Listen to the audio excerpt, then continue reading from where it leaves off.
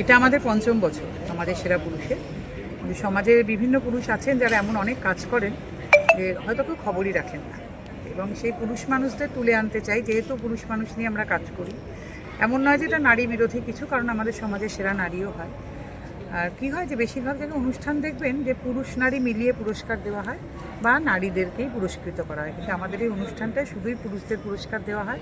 এবং এই অনুষ্ঠানে কিন্তু নৃত্য পরিবেশনা করেনও পুরুষরা, র্যাম্প শো পুরুষদের, গান বাজনাও পুরুষদের, এবং আপনারা এসেও দেখতে পাচ্ছেন কাজকর্ম সবই পুরুষরা করছেন। কিন্তু হ্যাঁ, ব্যাক স্টেজটা নারীরা সামলায় আমাদের এখানে।